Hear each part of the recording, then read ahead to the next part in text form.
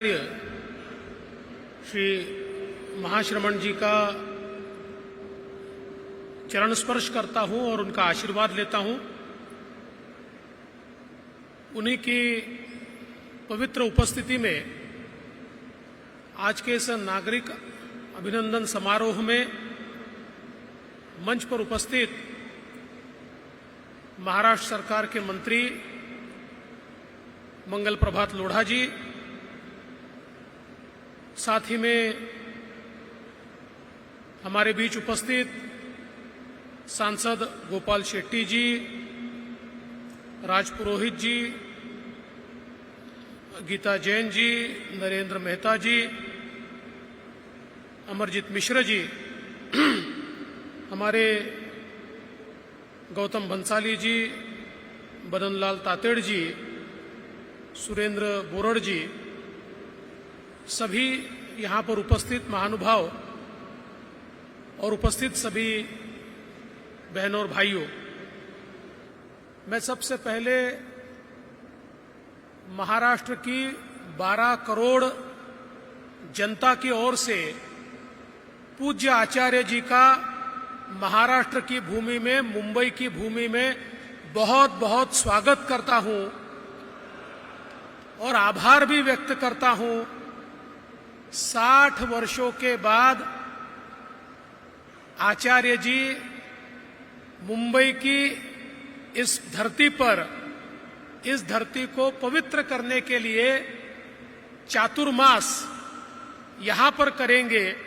ये मुंबई करो के लिए एक बहुत ही महत्वपूर्ण इस प्रकार का आयोजन है और इसलिए मैं उनका मन से और दिल से आभार भी व्यक्त करता हूं।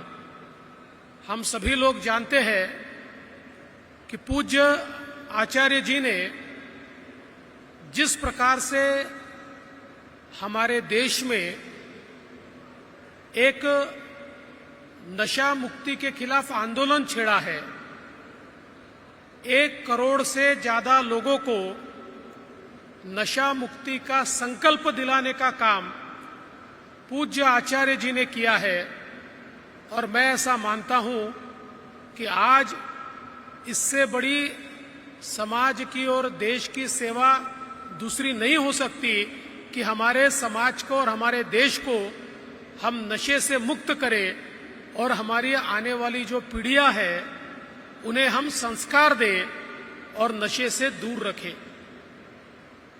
हमेशा हम लोग ये जानते हैं कि आचार्य चाणक्य ऐसा कहते थे कि किसी भी देश का नाश करना है या समाज का नाश करना है तो उसकी पीढ़ियों को आत्म केंद्रित कीजिए और लतखोर बनाइए, तो किसी भी युद्ध के बिना उस देश को गुलाम बनाया जा सकता है।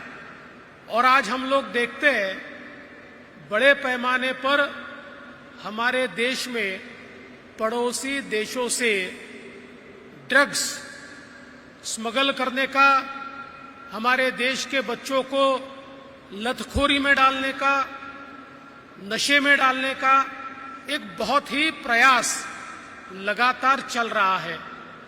हमारे आदरणीय प्रधानमंत्री मोदी जी ने और हमारे गृह मंत्री अमित भाई शाह जी ने नशे के खिलाफ एक बड़ी मुहिम छेड़ी है।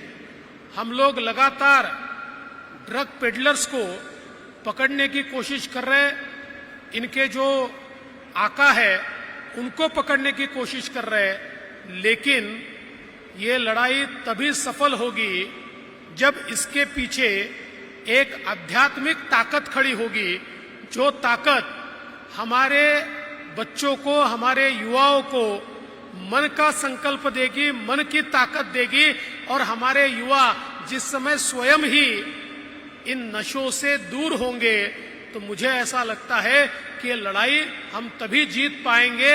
ये लड़ाई केवल पुलिस के भरोसे या कानून के भरोसे नहीं जीती जा सकती, ये नैतिक मूल्यों के भरोसे जीती जा सकती है, ये संस्कारों के भरोसे जीती जा सकती है और उन नैतिक मूल्यों को और संस्कारों को हमारे समाज में लाने का काम ये हमारे आचार्य श्री महाश्रमण जी कर रहे हैं, इसलिए मैं उनका बहुत बहुत आभार व्यक्त करता हूं। ये जो कार्य आपने किया है, मैं ऐसा मानता हूं हमारे देश को एक शक्तिशाली देश बनाने में एक बहुत महत्वपूर्ण इस प्रकार का ये कार्य सिद्ध होगा। और इतना ही नहीं, तो उन्होंने सुखी जीवन का रास्ता भी हमको बताया है।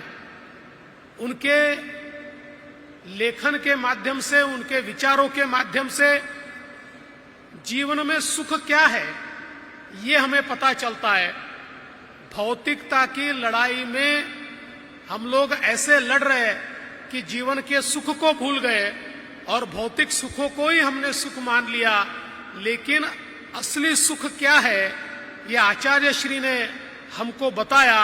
और मैं ऐसा मानता हूं कि आचार्य जी के विचार जिनके समझ में आएंगे वो जीवन में दुखी नहीं हो सकते, वो जीवन में अभाव में भी सुखी रहेंगे। ऐसे विचार आचार्य श्री ने हमको दिए हैं। इसलिए मैं आज मुंबई की और महाराष्ट्र की तमाम जनता की ओर से आचार्य जी का बहुत बहुत अभिनंदन करता हूं।